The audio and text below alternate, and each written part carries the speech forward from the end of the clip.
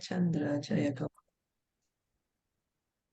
Jai Jai जय Shri जय Chaitanya Shri Chaitanya जय नित्यानंद जय Chandra Jai Gaura Bhakta Krishna जय Vrinda Jaya Jaya Shri Chaitanya Jaya Nityananda Jaya Advaita Chandra Jaya Gaura Bhakta Vrinda जय Jai जय Jai Shri Shri Chaitanya चैतन्य Jai जय Nityananda Nityanand Jai जय Advaita अद्वैत Chandra Jai चंद्र जय Gaura गौर भक्त वृंदा Jaya Jaya Shri Chaitanya Jaya Nityananda Jaya Advaita Chandra Jaya Gaura Bhakta Vrinda जय Jai Jai Shri Chaitanya चैतन्य Jai जय Nityananda Nityanand जय Jai अद्वैत चंद्र Chandra जय Jai गौर Gaura भक्त Bhakta Vrinda.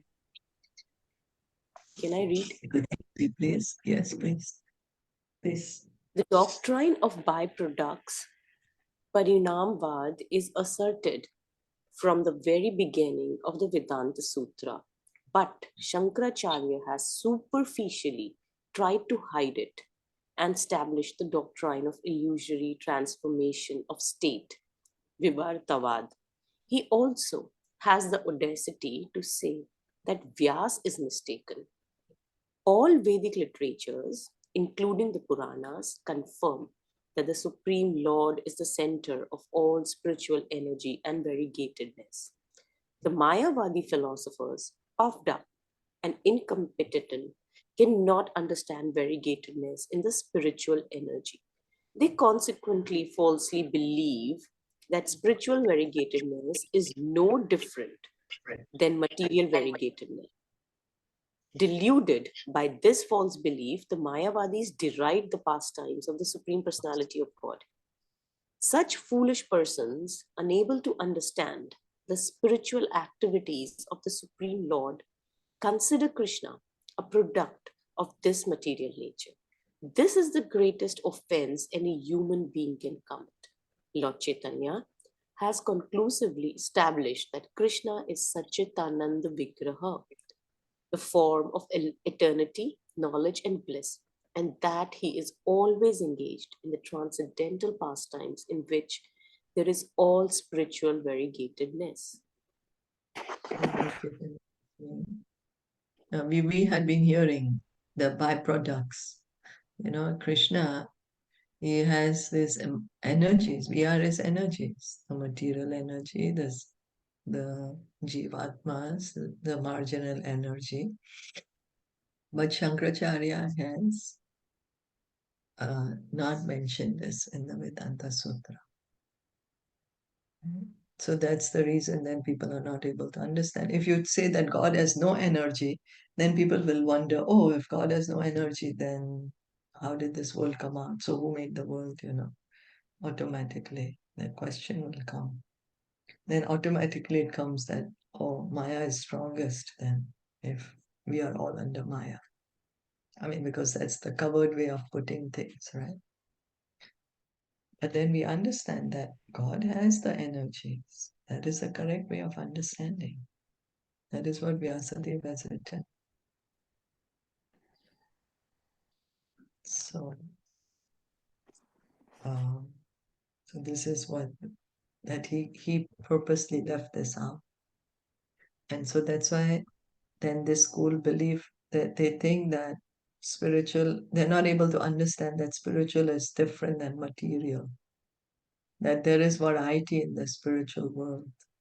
They're thinking variety is only in the material world and spiritual world is nothing, just empty. And because of this, not able to understand that Krishna's pastimes are spiritual, not material. Because many people say, oh, what I will get by understanding Krishna's pastimes. No need to, don't waste time in hearing Krishna's pastimes. You just try to understand how you are God. But no, in fact, by hearing Krishna's pastimes is purifying to our heart. Helps us take away this material dirt that, the binding to the material nature that we have, the attachment to the material nature that we have. And some think that Krishna is also material, no, but that's an offense to think that Krishna is material. Krishna is God, his form is transcendental.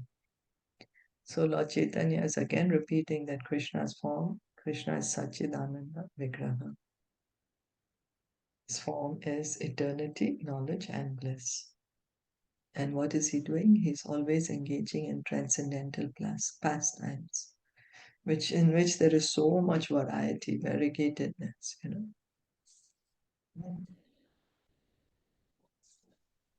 In this way, the student of Prakāśānanda summarized the explanations of Lord Chaitanya, and then he concluded, we have given up the actual path of spiritual realization. We simply engaged in nonsensical talks. Mayavadi philosophers who are serious about attaining benediction should engage in the devotional service of Krishna, but instead they take pleasure in the useless arguments only. We hereby admit that the explanation of Shankaracharya hides the actual import of the Vedic literature. Only the explanation given by Caitanya is acceptable. All other interpretations are useless. So the student, he's completely now understood, and he's understanding that Lord Chaitanya's explanation is the correct explanation. He says that we are actually not following spiritual path. He is saying that we are engaging in nonsense. We are not engaged in spirituality. Real spirituality is to take a devotional service to Krishna, and instead we are just arguing amongst ourselves. So this his student, Prakāśānanda Saraswati's student, is openly declaring it, accepting it. After thus explaining his position, the chief student of Prakāśānanda Saraswati began to chant Hare Krishna, Krishna Krishna, Hare Hare, Hare Ram, Ram, Hare Hare. When Prakāśānanda Saraswati saw this, he too admitted the fault of Shankaracharya and said, because Shankaracharya wanted to establish the doctrine of monism, he had no alternative but to interpret the Vedanta Sutra in a different way. Once one accepted the Supreme Personality of Godhead, monism cannot be established. Therefore, by mundane scholarship, Shankaracharya has tried to obscure the actual meaning of the Vedanta Sutra. Not only has Shankaracharya done this, but all authors who accept to give their own views must misinterpret the Vedanta Sutras. So here Prakāśānanda Saraswati, he's also accepting it, that Shankaracharya's explanation is faulty, it's not correct. And not only Shankaracharya, but even anyone else who's trying to put own interpretation to the Vedanta Sutra, that is misinterpretation. If you're putting own views, means that is misinterpretation. We just have to simply accept the Vedanta Sutra as it is. Thus, it is Lord Chaitanya who has given the direct meaning of the Vedanta Sutra. No Vedic scripture should be used for indirect speculation. In addition to Shankaracharya, other materialistic philosophers like the atheist Kapila, Gautam, Ashtavakra, and Patanjali have put forward philosophical speculations in the various ways. Indeed, the philosophers Jaimini and his followers, who are all more or less logicians, have abandoned the real meaning of the Vedas, devotional service, and try to establish that the absolute truth is subordinate to the material world. It is their opinion that if there is God, He will be pleased and give us all desired results if we simply perform our material activities nicely. Similarly, the atheist Kapila tried to establish that if it is not God who created the material world, but rather a combination of material elements. Gautam and Kananda has also given stress to the material elements, trying to establish that atomic energy is the origin of creation. Personalists and monaists like Ashtavakra have tried to establish that impersonal effulgence, Brahmajyoti as the supreme, and Patanjali, one of the greatest authorities on the yoga system, has tried to conceive of an imaginary form of the Supreme Lord. Amazing, no? So these are like, well, very famous people, but they have misinterpreted or misrepresented the knowledge. And Lord Chaitanya is, of course, giving the correct knowledge. This what is it? Germany and his followers are logicians, and just trying to say that the material world is greater. Again, that becomes covered atheism, no? That's, or Maya is greater than God. We are all God. And then saying that, oh, if there is a God, then we just do our duty and we will get the result. But that's not going to take us out of this material world. It's still going to keep us here in the material world. You see, all these philosophies cannot get us out of this material world. Now, there's someone saying that material elements are the ones that create the material world. So, like, completely disregarding Krishna's position in the creation. And so we can appreciate that Vyasadeva, how much he has explained, especially in the first 3 cantos about creation, so that we can properly understand Krishna's position in creation. Here, otherwise, somebody is saying atomic energy is the origin of creation. Someone is saying material elements. And then someone is saying that there is no God, but only the Brahmajyoti is supreme. And someone is saying you can imagine any form of God. So we can really appreciate then the Srimad Bhagavatam because it's helping us to understand Krishna's position and truth. And here this Saraswati, Prakāśānanda Saraswati himself is saying that, oh, these people are misinterpreting and misrepresenting all this. In summary, it should be understood that all these materialistic philosophers have tried to avoid the Supreme Personality of Godhead by putting forward their own mentally concocted philosophies. But Vyasadeva, the great sage and incarnation of Godhead, has thoroughly studied all these philosophical speculations and in answer has compiled the Vedanta Sutra, which describes the relationship of everything with the Supreme Personality of Godhead, the execution of devotional service, the ultimate achievement, love of Godhead. The Vedanta Sutra begins with the aphorism Janmadi Asya Yatha, which Vyasadeva explains in the first verse of Srimad Bhagavatam, thus establishing from the very beginning that the supreme source of everything is cognizant, transcendental person. Yeah. Vyasadeva, first verse, first canto, first verse, first chapter, first verse, he's saying Krishna is the Supreme Lord. He's the origin. He has created the material world. He spoke in the Vedas. He's the Supreme Personality of Godhead. Very beginning, he points out to the personality. Hare Krishna. So Kapila was mentioned in this. It's the atheist Kapila. It's not the Kapila which spoke on Sankhya philosophy, Yeah, right? this is, yeah, here is writing similarly the atheist Kapila. Because the Sankhya philosophy, that Kapila is incarnation of God. He's never going to teach anything which against devotional service. And he was in fact saying that meditation, the yogis, who do they meditate on? That they meditate on the form of Lord Vishnu in the heart, the Paramatma, in the third canto. Yeah. Yeah. So this is the And what atheist about Gautama? Gautam, he's Gautama saying, is what? Buddha? no, All I right. don't think so. These are some other philosophers who have given some philosophy as how the creation has happened. So none of Gautam, these is mentioned in the Vedas, right? It's a separate, they have misinterpreted the Vedas. they are misinterpreted. Okay. Yeah. They're misinterpreted and gotten so many so many followers that their philosophy is being followed even till today. You know, like people say that, oh, material life is coming from matter, right? Material elements. Or then they are saying atomic energy is the origin of creation.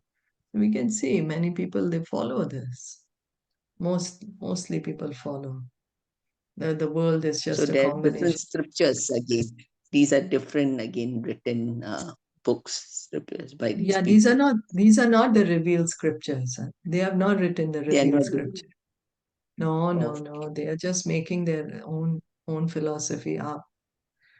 They, of course, they became famous, but one becoming famous does not mean that one is correct. One is speaking the truth. right. You know. So that's what we have to do. No, they're not speaking. They are misrepresenting the scriptures, and that's the reason Vyasadeva wrote the Vedanta Sutra. And then Shankaracharya misrepresented the Vedanta Sutra. Right. Yeah.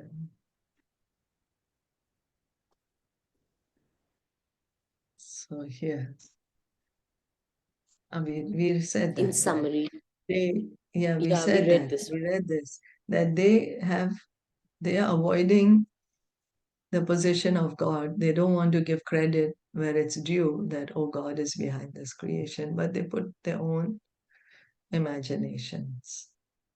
And then to refute that, Srila Vyasadeva wrote Vedanta Sutra, and then of course Bhagavatam is in Vedanta Sutra describes the relationship of everything with the Supreme Personality of Godhead. Everything and everyone belongs to Krishna. That's our relationship with Krishna, each and everyone. Execution of devotional service. Sambandha, Abhideya, and Prayojana. Sambandha, relationship. Abhideya, execute devotional service. Prayojana, goal. Love of Godhead. So it's a science. It's not simply a theory. It's not that it's just some imagination. No. One actually engages in devotional service, one will actually experience love of Krishna.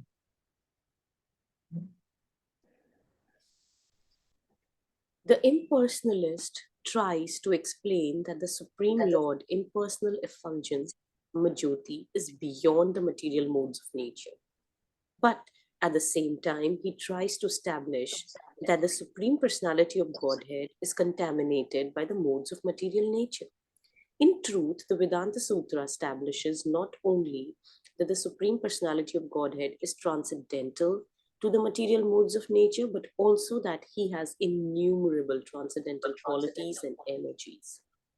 All these various speculative philosophers are one in denying the existence of the Supreme Lord Vishnu, and they are very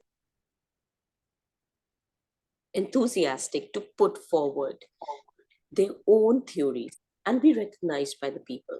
Unfortunate persons become enamored of these atheist philosophers and thus can never understand the real nature of the absolute truth. It is far better to follow in the footsteps of great souls or Mahajans.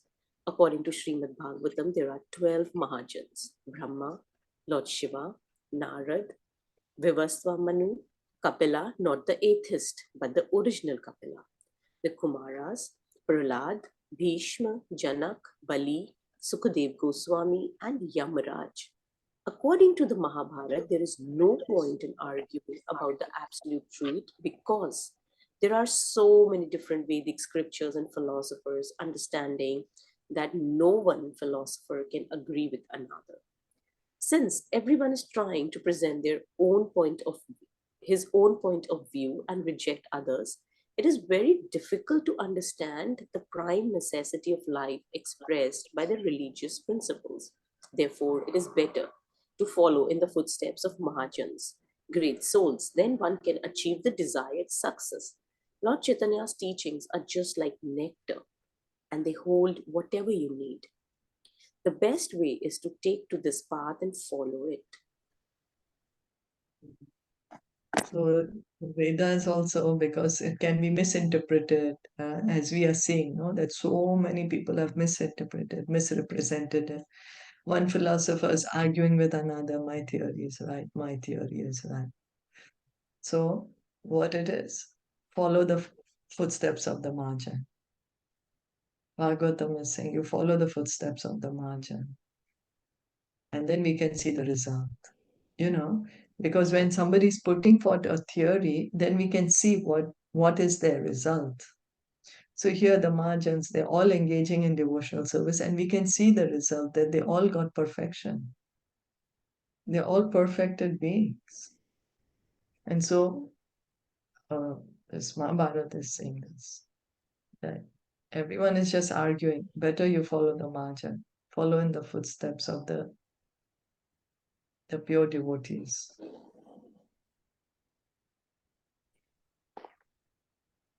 Okay.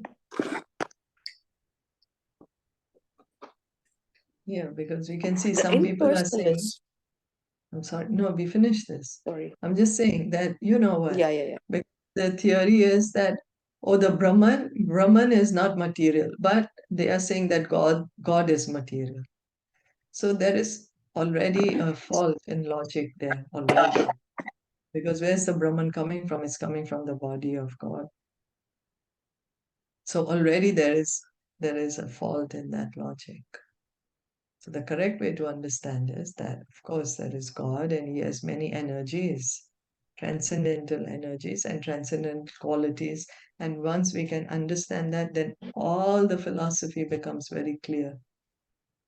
And we will see that there is no contradiction in the scriptures. They're all complementing each other. Bhagavatam, Bhagavad Gita, Caitanya Caritamita, they all say the same thing.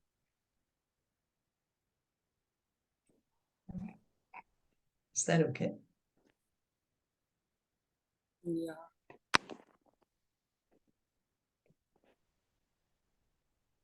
Chapter 22, Srimad Bhagavatam.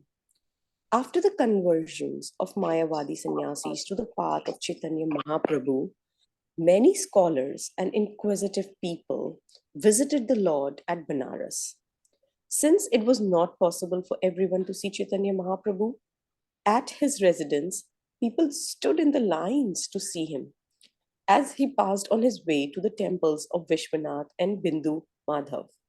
One day, when the Lord visited the temple of Bindu Madhav with his associates Chandrasekhar, Paramanand, Tapan Mishra, Sanatan Goswami, and others, he sang Hare Nam, Krishna Yadav Nam, Gopala Govinda Ram, Shri Madhusudana, Hare Harai Nama, Krishna Yadavai Nama, Gopala Govinda Ram, Shri Madhusudana.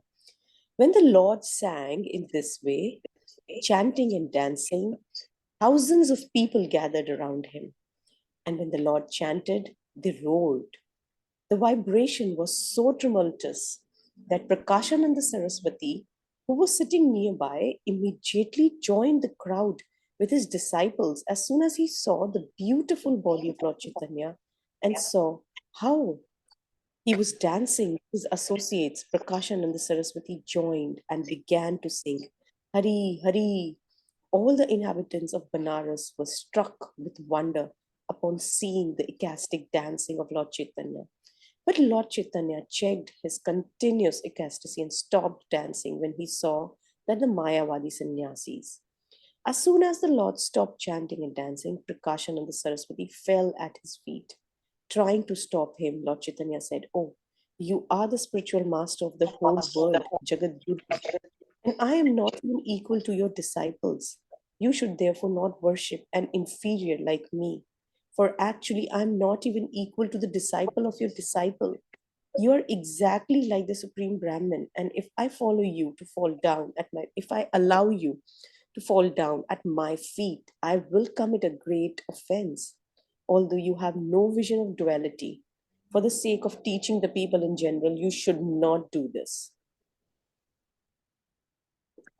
So Lord Chaitanya is telling him, you're Brahman, if you're the supreme Brahman, because that's what the sannyasis, they think that they are, each of them have become Brahman. So Chaitanya is saying, you're falling at my feet. What will people say? You're making me commit offenses, But we can see here that how Chaitanya Mahaprabhu is singing and dancing in ecstasy, and by seeing him, people were so drawn to him that they would sing and dance in ecstasy.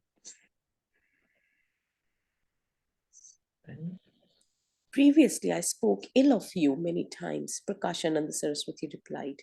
Now, in order to free myself from the result of my offense, I fall down at your feet. He then quoted a verse from the Vedic literature, which states that even a liberated soul will again become a victim of material contamination if he commits an offense against the Supreme Lord. Prakāśānanda Saraswati then quoted a verse from Srimad Bhagavatam 10.34 regarding Nanda Maharaj being attacked by a serpent who had previously been a worshipable Vidyadhara. When the serpent was touched by the lotus feet of Krishna, he regained his previous body and was freed from the reaction of his sinful activities. So now Prakāśānanda Saraswati, of course, he's reformed. He's understood Lord Chaitanya's position. He's understood his fault. He's understood that he was first just,